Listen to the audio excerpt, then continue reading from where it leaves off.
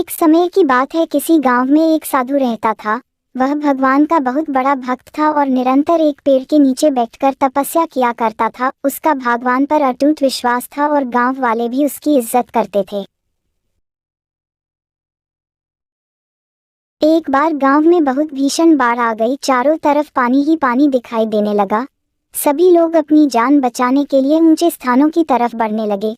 जब लोगों ने देखा कि साधु महाराज अभी भी पेड़ के नीचे बैठे भगवान का नाम जप रहे हैं, तो उन्हें यह जगह छोड़ने की सलाह दी। पर साधु ने कहा, तुम लोग अपनी जान बचाओ, मुझे तो मेरा भगवान बचाएगा।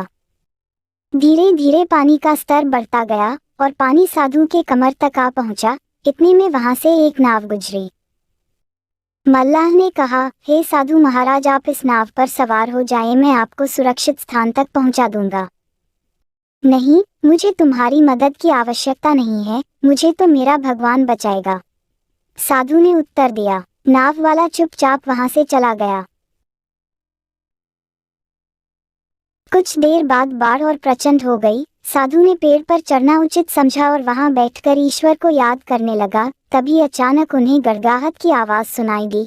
एक हेलीकॉप्टर उनकी मदद के लिए आ पहुंचा।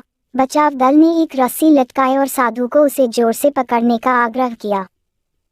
पर साधु फिर बोला, मैं इसे नहीं पकड़ूंगा, मुझे तो मेरा भगवान बचाएगा।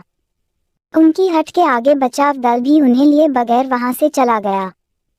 कुछ ही देर में पेड़ बाढ़ की धारा में बह गया और साधु की मृत्यु हो गई। मरने के बाद साधु महाराज स्वर्ग पहुंचे और भगवान से बोले, हे प्रभु, मैंने तुम्हारी लगन के साथ आराधना की, तपस्या की, पर जब मैं पानी में डूबकर मर रहा था तब तुम मुझे बचाने नहीं आए, ऐसा क्यों प्रभु? भगवान बोले, हे साधु महात्मा, मैं तुम्हारी रक्षा करने एक नहीं बल्कि 3 बार आया। पहला ग्रामीणों के रूप में, दूसरा नाव वाले के रूप में और तीसरा हेलीकॉप्टर बचाव दल के रूप में।